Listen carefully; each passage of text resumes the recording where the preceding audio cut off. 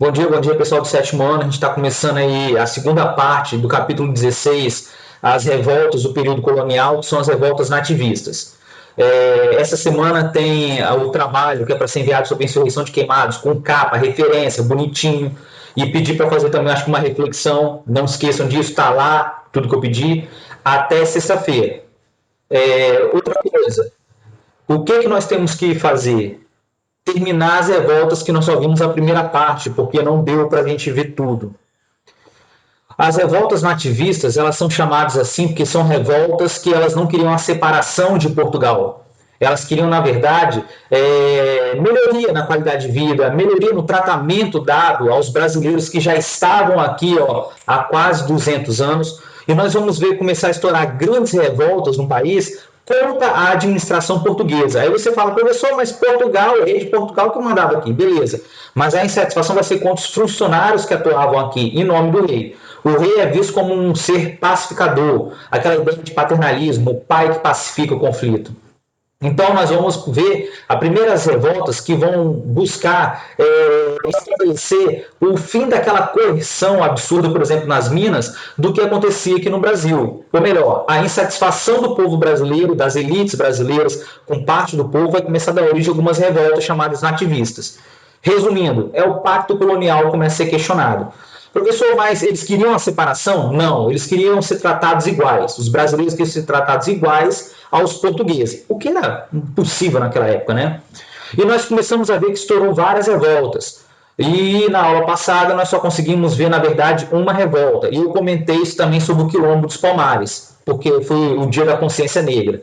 Nós vimos a revolta de Beckman lá no Maranhão e eu falei sobre o Quilombo de Palmares, que já tinha entrado na outra apostila passada, no capítulo retrasado, mas eu voltei explicando o Dia da Consciência Negra, que calhou na mesma semana, mesmo dia, eu acho, e eu voltei explicando a importância dela, que foi também uma revolta nativista. Mas é uma revolta muito mais pela liberdade do que uma revolta contra a administração colonial. Professor, para onde nós vamos hoje? Para a Guerra dos Mascates, para a revolta dos Vila Rica e para a Guerra dos Emboabas. Entendido?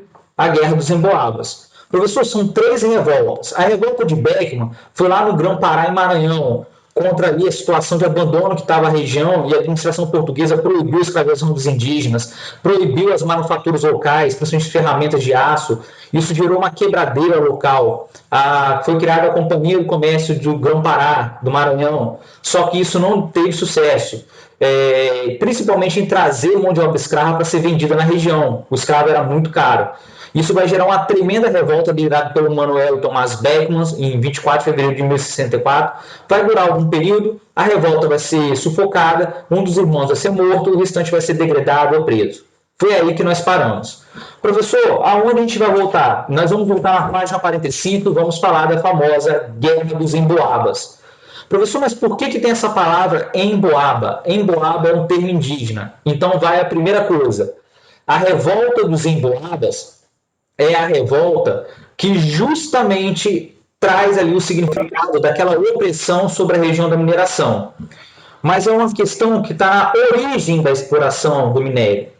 Essa revolta vai ser entre 1708 e 1609. Então, o ouro foi descoberto nas Minas Gerais por volta de 1693, 95, 93 já tinha alguns veios de ouro, oficialmente 95. É aí que os bandeirantes vão começar, que estavam entrando nas florestas, vão começar a reportar a descoberta desse minério, o ouro que era tão desejado. Então, para pensar, nós estamos aí, vamos dizer, 10 anos após o início da descoberta do diamante ali na região das Minas. Professor, o que vai acontecer? Um conflito entre os paulistas e os emboabas. Vou repetir, entre os paulistas, que eram os bandeirantes que foram lá encontrar o ouro, e os emboabas. O que é emboaba? Emboaba tem um sentido de pássaro de pés emplumados. Emboaba é tupi, então significa pássaro dos pés emplumados. E isso serviu de apelido pejorativo para os estrangeiros que chegavam para explorar as minas. Então, para pensar. Tinha lá os bandeirantes paulistas que encontraram minério e se achavam no direito de explorar aquilo primeiro, fazendo um monopólio, ter privilégios da coroa portuguesa, porque foram eles que encontraram, e do outro lado, a coroa portuguesa vai estimular a vinda de mais pessoas para explorar esse minério. Eram os emboabas, os estrangeiros. É aí que você tem que entender esse termo. Professor, mas o que significa pássaro dos pés emplumados? Provavelmente os estrangeiros que chegavam lá estavam com aquelas roupas lindas e maravilhosas, com aquelas botas. E os paulistas utilizavam essa palavra emboaba para designar o estrangeiro, o forasteiro, que chegava naquela região e queria explorar o ouro no lugar dos paulistas. Então, vamos lá. Esse conflito é um conflito entre brasileiros, bandeirantes que estavam lá à descoberta do ouro, que queriam o privilégio que eram os paulistas, que se achavam no direito, eu vou explicar isso, que tem um ato real, se achavam no direito de ter ali um reconhecimento maior da coroa portuguesa, e do outro lado nós vamos ver os emboabas. Quem são os emboabas? O pessoal que saiu do Nordeste, do litoral, saiu do Rio Grande do Sul, saiu de Portugal e veio explorar o ouro, tentando também chegar e conquistar parte dessa riqueza. Traduzindo, a grande disputa era a exploração das minas. Ponto. Era a exploração das minas. Lembra que eu falei com vocês que quando... Tem que lembrar um pouquinho da sociedade mineradora, tá, gente? Alguém lembra como é que se fazia para ganhar uma data? Alguém me explica aí. Chama no microfone ou então escreve para mim. Como é que se sorteava as datas? Qual era o critério para se sortear as datas? Fala para mim. Qual era o critério que se fazia para sortear as datas? Você tinha que ter o que no mínimo? Qual quantidade? Você tinha que ter o que para disputar essas datas? Para você ir para o sorteio? No mínimo 12 escravos. Muito bom, Betânia? 12 escravos, no mínimo. Professor, era todo bandeirante que tinha 12 escravos? Lembra que eu falei que os bandeirantes saíram lá do litoral? E muita gente esqueceu de colocar isso na primeira pergunta do estudo dirigido. Eles saíram porque eles estavam numa situação de miséria, de pobreza. Eles entraram na floresta porque não tinham nada a perder. Eles foram atrás de metal precioso, negros da terra, índios para escravizar e também o quê? Droga do sertão. Então não era qualquer bandeirante que tinha disponível 12 escravos, mesmo para começar a explorar as minas. É aí que começa o problema. O Ato Real de 1694 dava preferência aos paulistas devido à sua descoberta do ouro. Ou seja, a coroa portuguesa reconheceu que os paulistas deveriam ter um privilégio porque, na verdade, eles descobriram o ouro.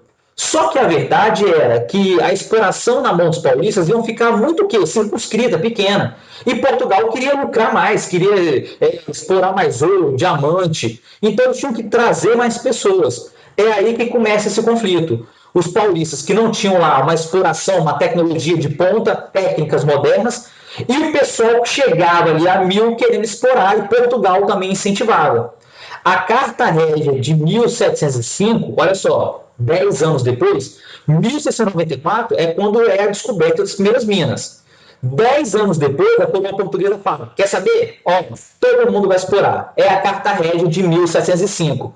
Ela vai conceder as datas a qualquer um que chegasse àquela região, desde que se encaixasse naquela característica, ou melhor, naquele pré-requisito, para você ser sorteado e ganhar as datas. No mínimo 12 escravos. Ou seja, não era qualquer pessoa. Beleza. Portugal autoriza a exploração ali de qualquer pessoa a partir de 1705. Ela tinha que atender às normas de sorteio das datas, é lógico. Não era qualquer um que chegava lá, já expliquei isso. A maior parte da população ficava com a mão na frente e para trás. Lembra do surto de fome. Agora, para pensar. Você é um paulista. Você recebeu essa mensagem. A partir de agora, paulista, você é mais um explorando nas minas. Você não tem preferência. Galera, imagina aquela notícia chegando para os caras que se embrenharam nas matas, que perderam parentes lutando contra os indígenas, que sofreram ali coisas terríveis, igual a gente viu, faltava água, comia animal cru, tomava sangue de animal, enfrentava índios antropofágicos. Agora, qualquer um que chega, está tudo resolvido, vai explorar o ouro. Traduzindo, coloca para mim, os paulistas se sentiram traídos. Professor, tá, beleza. Faz sentido. Eu expliquei isso tudo para vocês entenderem lá dos paulistas. Eles se sentiram o quê? Traídos pela coroa portuguesa. Agora vamos ver do lado. Pensa na coroa portuguesa. Na coroa portuguesa, era bom ter ali meia dúzia explorando ouro ou ter o máximo de pessoas possíveis explorando ouro, de acordo com as regras e tendências do regimento de Minas. Gente, pensa na coroa portuguesa. A coroa portuguesa queria o metalismo, queria acumular metal, fazer uma balança comercial favorável, mas acumular metal precioso, é o metalismo. Então, para eles, quanto mais pessoas explorando, melhor seria, mais riqueza ia chegar em Portugal. Então, havia esse conflito aqui de relação. Os paulistas, eles tiravam o ouro de aluvião, aquele ouro fácil, facinho ali. Os portugueses que chegavam, e estrangeiros, e imigrantes de outras regiões do Brasil, tipo do Nordeste. Teve muito senhor de engenho que abandonou o engenho e veio explorar aqui, trouxe os seus escravos e veio explorar as minas. O pessoal que estava aqui na região de São Vicente, que tinha uma condição boa, foi para lá explorar as minas. Então foi gente só de Portugal. Mas, em especial, os portugueses que tinham preferência, eles traziam mais escravos, eles tinham mais recursos, eles tinham técnicas novas, ferramentas, e eles podiam explorar não só o ouro de aluvião, mas também o ouro das lavras, que era aquele das encostas. Os paulistas, eles se viram preteridos, eles se viram ali deixados de escanteio. Paulistas, explora esse pouquinho de ouro aí só de aluvião, mas quem está chegando aí com muito escravo, com ferramenta, tipo os portugueses, com muito investimento e com a bênção da coroa portuguesa, vai explorar o ouro de aluvião e vai explorar também o ouro das lavras. Galera, nem precisava muito. Isso vai gerar rivalidade. Isso vai gerar uma tremenda rivalidade. A melhor condição financeira dos emboabas, em geral, vai desagradar os paulistas. Por quê? Porque a coroa portuguesa fazer o quê? Vai lá e explora. Quem tiver melhor condição vai ganhar mais, vai lucrar mais. Vai conseguir pagar o quinto, vai conseguir pagar a captação, vai conseguir pagar aí os impostos que eram devidos e recolhidos pela coroa portuguesa. Então, para pensar. Chega uma galera na sua casa, gente, é muito legal. Eu lembro do Romário brigando com o Edmundo, do futebol. Imagina que o cara chega na sua casa e fala, olha, eu vou tomar conta da sua casa. Eu não quero, não importa, eu tenho mais dinheiro, eu posso reformar ela, vou consertar o telhado. E o cara passa a morar lá com você, mesmo você não querendo. Ou seja, vocês têm aquele sentimento que você foi passado para trás, que você foi enganado. Não era bem isso. A coroa portuguesa queria lucrar mais. E pronto, acabou, era o mentalismo. Galera, é aí que vai começar a famosa Guerra dos Emboabas, que depois tem uma outra versão, tem gente que discorda disso. Os paulistas vão protestar e eles vão se retirar para a região do Rio das Velhas, que se não me engano é perto de Sabará, na região de Ouro Preto, Mariana Sabará, perto de Sabará. Eles se retiram para lá para organizar meio que uma resistência, para mostrar que eles estão ali em conflito com os emboabas. Aí você para pensar, professor, e a coroa portuguesa sabia? Sabia. A intendência de Minas sabia? Sabia. O regimento? Sabia. Mas para eles, enquanto estivesse naquela situação ali, não estivesse enfrentando, dava na mesma. Um ou outro ali brigando, briga de irmão, isso não é problema deles. Os paulistas se retiram em sinal de protesto por Rio das Velhas, se não me engano, perto de Sabará. E lá eles vão organizar uma resistência e vão ameaçar os emboabas. Quando eles se retiraram, os emboabas ligaram um alerta. Os paulistas estão te retirando para o Rio das Velhas. Para quê? Será que eles estão formando um exército? Será que eles vão atacar a galera? Será que eles vão atacar as minas? Não sabia. E quem liderava os paulistas era o Manuel Borba Gato. O que vai acontecer? Eles se retiram para lá para ir para um novo local de exploração. E é justamente aí que vai eclodir as revoltas.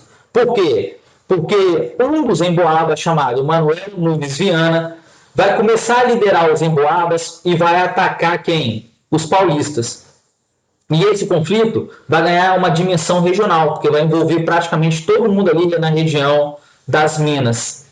Professor, o que vai acontecer? Os paulistas não tinham armamento adequado, eles tinham inferioridade numérica. Apesar de eles conhecerem a região, os emboabas contavam também com a ajuda de muitos indígenas e também a bênção da coroa portuguesa. A coroa portuguesa meio que não se envolveu, mas ficava ali ao lado dos emboabas. Vão ser uma série de conflitos. Os paulistas vão ter que se retirar para regiões mais longínquas, para regiões mais longe da mineração, para se esconder, até que um dos últimos atos de resistência vira um massacre. O nome desse massacre é Capão da Traição. Os emboabas estavam sendo liderados por um dos generais chamado Bento Amaral Coutinho. E numa dessas ataques, os paulistas atacavam ali no meio de guerrilha. Eles atacavam e sumiam, porque não podiam enfrentar ali a quantidade de armas dos emboabas. Um desses conflitos, do Bento Amaral Coutinho, acaba perdendo muitos homens nesses ataques. E ele fica ali muito nervoso. E ele promete um revide. E esse revide vai ser fatal para os emboabas. Os emboabas eles se encontram cercados pelas tropas do Bento Amaral Coutinho, pelo Emboaba, até que o Bento Amaral Coutinho resolve estender ali uma bandeira branca. O que é bandeira branca? Olha, eu aceito que vocês se rendam, só que vocês vão ter que se entregar pacificamente. O Capão da Traição é uma região das Minas onde os emboabas estavam discutindo que era floresta e depois tinha uma área que era toda livre, aberta. Os paulistas não tinham como resistir e eles aceitaram a proposta. Olha, nós vamos nos entregar, nós vamos abaixar as armas e nós vamos ser presos. Só que, na hora que o Bento Amaral Coutinho viu que todos os paulistas se entregaram, ele ordenou que os paulistas fossem mortos, desarmados e desprotegidos. Isso ficou conhecido como Capão da Traição, porque foi uma traição considerada do governo ali de Minas Gerais, que autorizou isso também. O que vai acontecer? Os paulistas vão ficar extremamente desconfiados e eles não vão ficar mais na região das Minas. Eles vão se retirar para a região de Goiás e Mato Grosso. E lá eles vão descobrir novos veios de ouro a partir de 1720, mais ou menos, e vão ficar naquela região. Como forma de evitar novas revoltas, eles vão criar duas novas capitanias. Capitania de São Paulo e das Minas de Ouro. Olha onde vem Minas Gerais. Eles vão criar a capitania de São Paulo e das Minas de Ouro em 1709. Daí que vem São Paulo e vem aí a região das Minas Gerais. Os paulistas eles vão acabar sendo segregados, eles vão caminhar ali, continuar ali explorando as bandeiras até chegar em Goiás, Mato Grosso e vão se estabelecer lá. Professor, você contou que as revoltas nativistas eram revoltas que não queriam a separação do Brasil de Portugal. O Brasil ia continuar a ser uma colônia. E protestava contra ali os desmandos dos funcionários portugueses na região, aqui no Brasil, colônia. Só que tem uma outra reversão para a Guerra dos Emboabas. Qual é a outra versão da Guerra dos Emboabas? Eu estou circulando de amarelo aqui embaixo. Dá uma olhadinha. Alguns estudiosos afirmam que, na verdade, a Guerra dos Emboabas não foi uma questão de questionar o governo português, a administração portuguesa aqui. Não foi uma forma de você melhorar a qualidade de vida. Na verdade, o que aconteceu aqui foi uma disputa de elites. Uma elite paulista que estava ali despontando e uma elite ali formada por outros brasileiros que vinham de outras regiões, tipo Manuel Nunes Viana, que liderou os emboabas. Ele era um rico senhor de engenho que veio lá da região do Nordeste e trouxe os escravos para explorar as minas. E ele liderou as tropas contra o Manuel Borba Gato, que era ali o paulista. Professores, vão parar para pensar. Então, na verdade, a Guerra dos Emboabas ela não se encaixaria naquela ideia de revolta contra a administração portuguesa aqui na colônia, mas sim um conflito de elites locais que nada mais estavam disputando a exploração dos veios de ouro. O que provaria isso é que o Manuel Nunes Viana não era português. Ele vinha ali do Nordeste, se não me engano, da Bahia, e trouxe ali seus escravos, todos os seus recursos para explorar a região das Minas. Os paulistas não aceitaram essa interferência e reagiram, dando ali origem à Guerra dos Emboabas. Professor, qual é a versão correta? Galera, a versão mais conhecida é que os emboabas eles foram traídos pelo governo português e pelos emboabas e foram expulsos da sua região. Até hoje é que mais falado, que mais cai aí no IFES da vida e concurso. Mas a outra versão também ela é aceita, que foi um conflito entre elites regionais disputando poder, que era nesse momento a região das Minas, que era muito rico, né? Gerava muito lucro. Dúvidas, professor? Dúvidas? Perguntas? Estou com a garganta seca, chega a estar arranhando. Dúvidas? Podemos ir para a próxima? Sim ou não? Já copiaram? Professor, mas essas duas, olha só, nós passamos pela revolta de Beckman, que foi lá no Grão-Pará e Maranhão, lá no Grão-Pará, que era o Maranhão e Pará hoje. Passamos por uma revolta na região das Minas Gerais, essa dos emboabas. Nós vimos ali o Quilombo dos Palmares, que foi arrasado ali também em Alagoas, Nordeste de novo.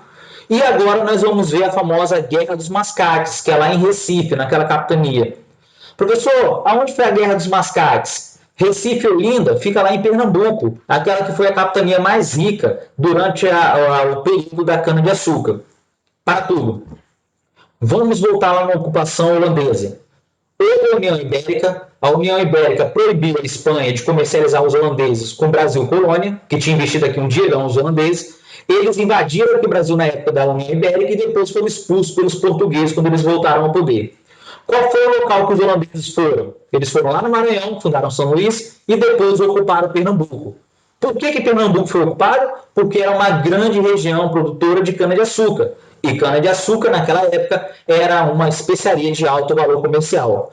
Veio o período do ouro. O que vai acontecer? Todo o recurso da coroa portuguesa vai ser destinado aonde? Para vigiar a região das Minas Gerais, Ouro Preto, Mariana, Sabará, Diamantina. E o foco deixa de ser a produção de açúcar e passa a ser a mineração. Agora nós vamos à observação. Professor, a Guerra dos Mascates vai acontecer lá em Pernambuco, entre Olinda e Recife. Olinda era a capital administrativa. Recife era um grande centro financeiro, que tinha que obedecer a Olinda, que era a capital. Para pensar, agora o açúcar já não é mais aquele produto do Brasil. Agora o açúcar já não é aquela especiaria de alto valor comercial. O açúcar já não representa aquele investimento pesado que era feito pela coroa portuguesa. Por que eu vou investir lá? Eu tenho que investir nas minas para resguardar o meu lucro e impedir o contrabando. Nós já vimos isso, sociedade mineradora.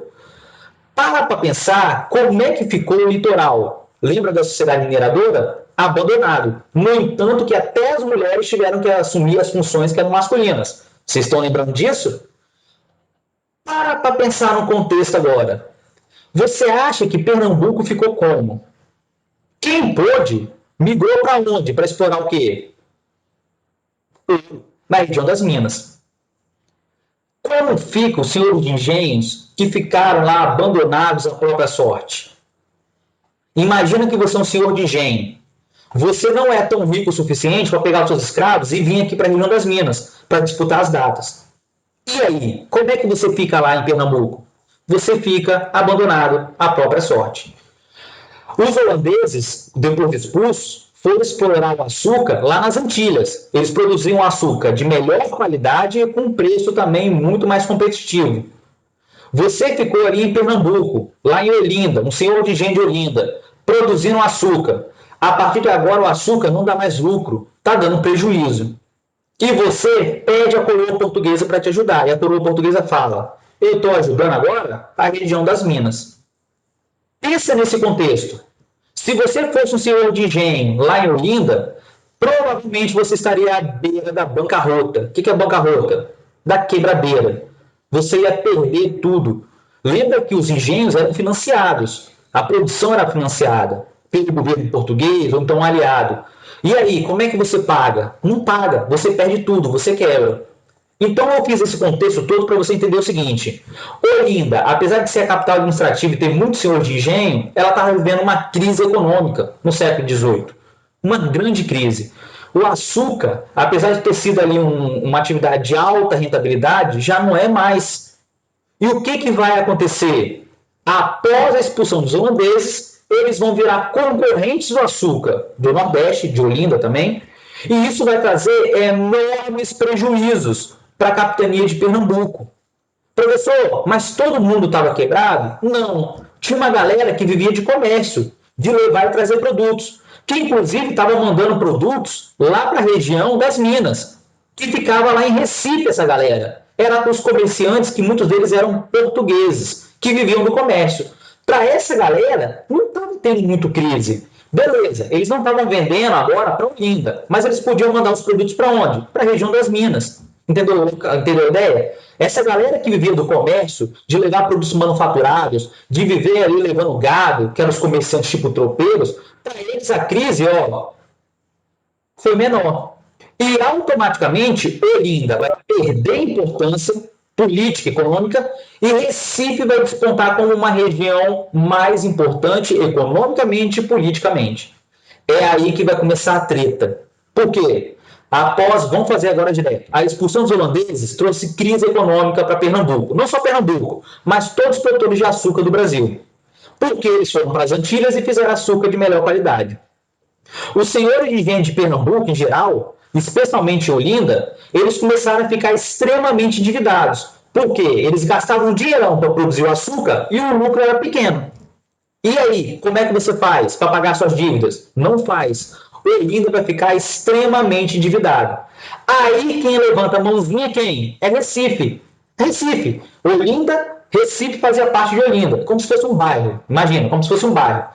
Olinda levanta a mão e fala: olha só. Olinda não, né? Perdão. Recife levanta a mão e fala: olha só, eu tenho dinheiro para emprestar. Aí o senhor de engenho, sem opção, pega o dinheiro emprestado com quem? Com os recifenses.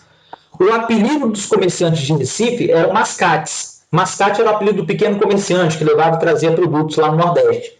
Então, os olindenses, com aquela arrogância do senhor de engenho, vão falar: beleza, mascates, comerciantes de Recife, eu empresto dinheiro, eu aceito seu dinheiro emprestado. Mas como é que eu faço para pagar? Relaxa, eu vou dividir para você aqui em várias prestações. Parecia que a solução da crise de Olinda estava resolvida. Era só pegar o dinheiro dos mascates de Recife, os comerciantes, e depois ir pagando paulatinamente. Só que a crise da cana-de-açúcar vai aumentar. Se a crise aumenta, imagina, o açúcar não é mais aquela especiaria, ainda tem concorrência estrangeira, o que vai acontecer?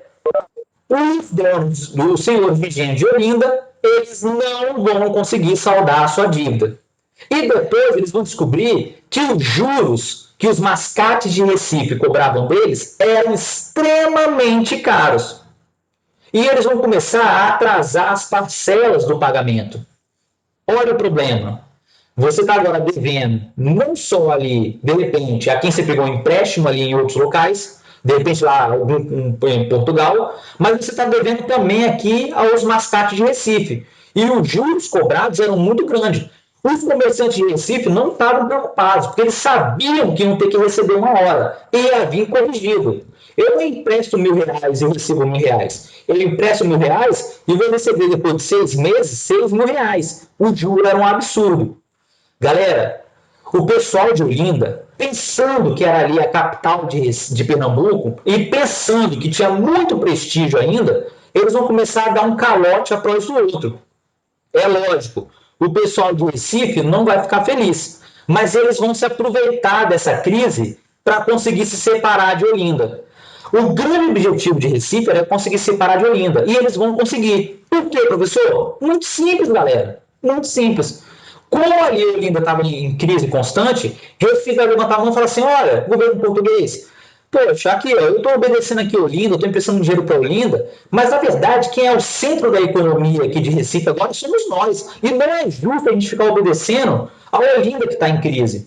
E Recife vai conseguir, lógico, com o apoio de muitos comerciantes portugueses, ser elevada à condição de vila. Quando isso, professor? Em 1710. Pronto, está feita a tempestade perfeita. Olinda devendo dinheiro a Recife, um monte de calote. Recife consegue ali ser levado à categoria de vila, e os olindenses agora estão no meio de uma crise, não só econômica, mas também uma crise que é o quê? Uma crise política. Por que, professor, uma crise política? Porque agora Olinda ia perder prestígio, ia perder influência. Imagina que agora o benefício de Portugal, o investimento, não ia chegar em Olinda, ia chegar em Recife. E essa galera vai se revoltar contra Recife, achando que o grande problema é Recife ser levado à condição de vila. O que vai acontecer? Lá em Olinda, os senhores de engenho vão resolver invadir Recife. Recife já estava se organizando, tinha um pelourinho, uma praça central, já estava ali se organizando com a Câmara, com a igreja, bonitinho, lindo, maravilhoso. Um belo dia, os senhores de engenho, apoiado por uma parcela da população lá de Olinda, vai pegar em armas e vai invadir Recife. Qual era a desculpa que eles estavam utilizando? Porque eles estavam utilizando a desculpa que os recifenses, os mascates, estavam cobrando dívidas altíssimas e eles perderiam suas propriedades porque eles teriam que dar suas propriedades ali para saldar essa dívida e eles ficariam sem nada. O que eles fizeram? Utilizaram a ideia de insubordinação de Recife. Tudo mentira. Na verdade, era Olinda que estava devendo dinheiro e não queria pagar. Simples assim. O Pelourinho é destruído, Recife é ocupado, Recife pede ajuda a Portugal, manda um novo governador para a região, porque o que estava lá não conseguia resolver nada, e o governador começa a acalmar os ânimos de Olinda e consegue desocupar ali Recife. Galera, depois disso, a repressão, é lógico, contra Olinda é bem forte. Muitos senhores de engenhos vão ser presos, alguns vão ser degradados, e Recife vai ser elevado depois à categoria ali de capital de Pernambuco. No entanto, que não sei se alguém já viajou para lá, o pessoal fala que Olinda é o Centro Velho, que já foi a capital. E hoje a capital de Pernambuco é Recife. Isso continuou valendo até os dias de hoje. Ok? Professor, essa revolta é uma revolta nativista? Essa é. Porque essa revolta nativista está ligada à crise econômica, à falta de apoio do governo português, à cobrança de dívidas que muitas vezes vinham ali em cima do senhor de engenho de Olinda, que estavam abandonados, porque havia preferência à região das minas. Muitos mascates recifenses eram ricos comerciantes portugueses que tinham privilégio ali na política. Então, essa revolta é realmente uma revolta nativista. E em nenhum momento o pessoal de Olinda falou que queria se separar ali de Pernambuco, ou então ocupar Recife e fazer um país ali. Não, não falaram isso. Eles não queriam se separar. Eles queriam um governo mais justo. Acabaram sendo reprimidos e Recife vai ser depois elevado à capital de Pernambuco. É o que continua até hoje. E Olinda é o Centro Velho, que o pessoal pode passear lá e viajar. Professor, beleza. Entendi as duas. Para onde nós vamos agora? Alguém tem dúvida nessa? Para qual revolta nós vamos agora? A revolta que aconteceu dentro da região das Minas. A revolta de Vila Rica, ou mais conhecida como revolta de Filipe dos Santos. Filipe mesmo, que foi um dos líderes desse movimento. Essa revolta vai acontecer em 1720 e vai durar alguns meses só. A revolta tem outro nome porque, se você fosse lá em Minas Gerais, você ia escutar que essa revolta tem o nome de Filipe dos Santos, porque foi um dos líderes mais destacados dessa revolta. A revolta de Vila Rica, olha o nome, Vila Rica, é uma das regiões que ficava ali na região das Minas, Ouro Preto, Mariana, Sabará, Diamantina e Vila Rica. A revolta de Vila Rica é onde ficava o atual Ouro Preto. E essa revolta é a melhor de todas para mim, porque essa revolta é contra os altos impostos cobrados pela coroa portuguesa. Nós já falamos dela. A coroa portuguesa cobrava o quinto, que era 20%. Depois criou a casa de fundição para fazer as barras e cobrar o imposto. Depois eles começaram a cobrar a captação, que era sobre o número de trabalhadores. E depois vai se criar a derrama, que é um imposto sobre a região toda, que tinha que pagar 100 arrobas, ou 1.500 quilos de imposto durante certo período. Professor, isso vai gerar o quê? Uma reação fortíssima dos colonos. Por quê, professor? Porque muitos desses impostos eram considerados injustos. Nós já falamos de da captação. Quanto mais pessoas trabalhavam nas minas, mais imposto se pagava por cabeça, por trabalhador. E esse imposto era altamente injusto. Por quê? Porque a coroa portuguesa cobrava, bem dizer lá, o cara tinha 100 escravos trabalhando em várias bancas. Mas os escravos não conseguiam comprar sempre uma grande quantidade de ouro. O que acontecia? O governo português não queria saber. Ele só queria saber, lá no final do mês, o imposto que ele passava a cobrar, que era a captação. Isso vai gerar um grande endividamento dos donos das datas e lavras. Vou repetir. Isso vai gerar um grande endividamento. O cara, depois de deixou de pagar ali, vamos dizer, 5 arrobas de ouro. Lembra que uma arroba é 15 quilos. Então, imagina que o cara deixou de pagar 45 quilos. Daqui a pouco, quando o governo passava, o cara devia mais 30. E aquilo virava uma bola de neve. Os impostos atrasados acabavam sendo sempre cobrados, junto com aqueles que ele estava devendo naquela época. Galera, era uma doideira.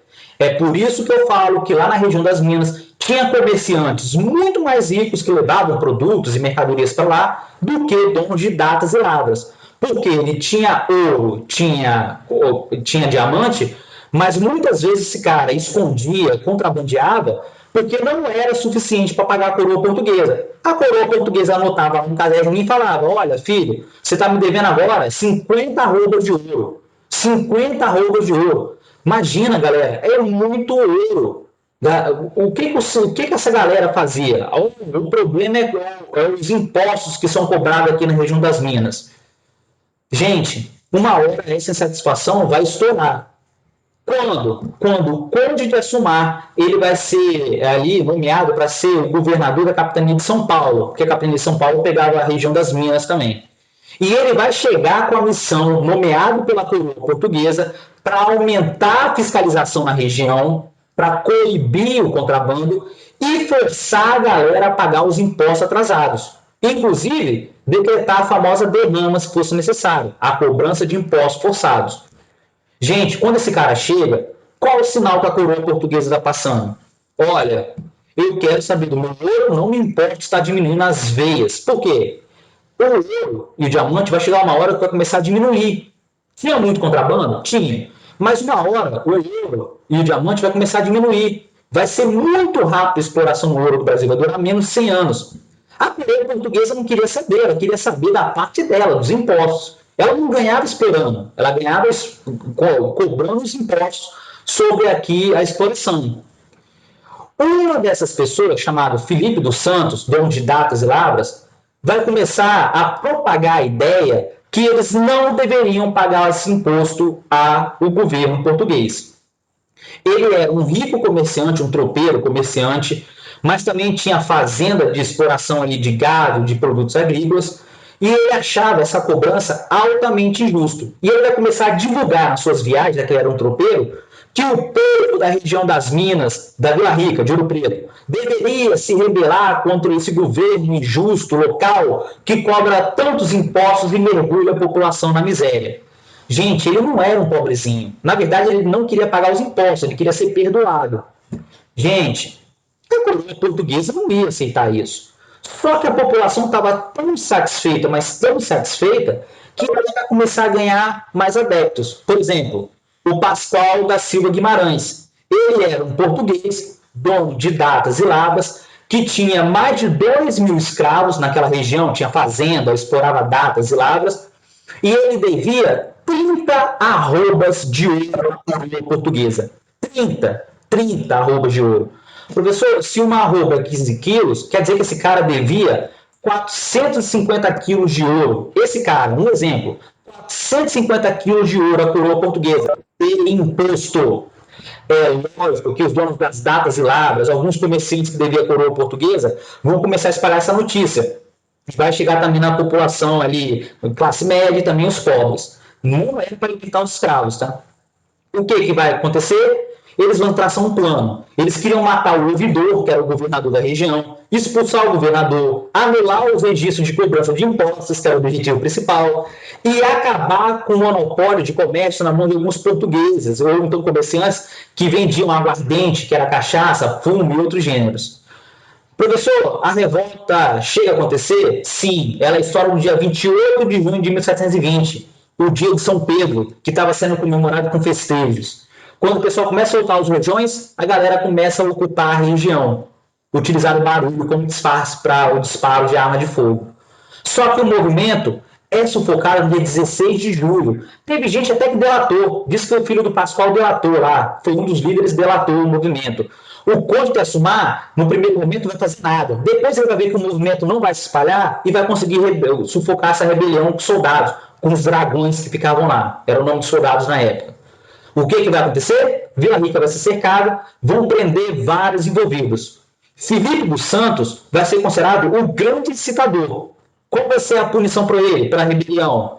Ele vai ser executado em praça pública, depois seu corpo vai ser esquartejado, disparado na região de Vila Rica, para que todos vejam o que acontece com quem se rebela contra a coroa portuguesa. Professor, mas não teve um líder, teve vários, tipo o Pascoal, que eu falei com vocês. O que vai acontecer com o resto? Galera, teve gente que foi degradado, foi mandado fora do país, teve gente que ficou preso em Portugal, ficou preso aqui no Brasil e depois foi libertado. E voltou até a trabalhar com a mesma coisa, com comércio, com a exploração de minas e tudo. Professor, qual é a versão do governo português? Que essas rebeliões eram comandadas por agitadores, arruaceiros, baderneiros, que não deveriam ser levados a sério. E esse movimento conhecido como revoltas nativistas foi desacreditado pela coroa portuguesa, para que não voltasse a acontecer. Inclusive, teve documentos que desapareceram. Lógico, para ninguém se inspirar neles. Ok? Dúvidas? Dúvidas? Perguntas? Perguntas? Então é o seguinte, galera. Eu vou passar para sexta-feira. Atividade para casa.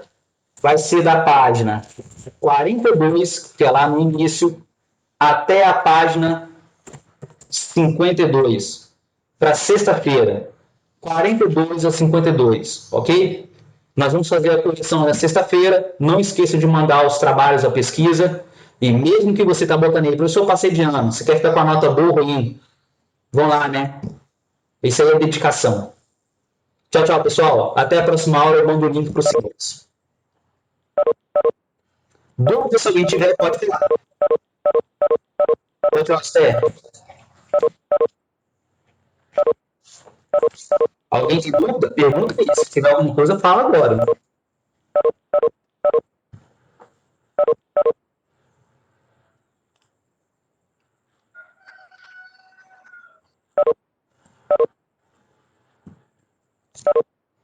Se não tiver, então, galera, tchau, tchau, hein? Professor, Oi. eu tô aqui. José, que saudade! Tô morrendo de saudade. Como é que você tá, José? Eu estou bem. Você gostou da aula? Você que esqueceu de mim, Eu esqueci nada, eu lembro de você direto. É ruim de esquecer, hein?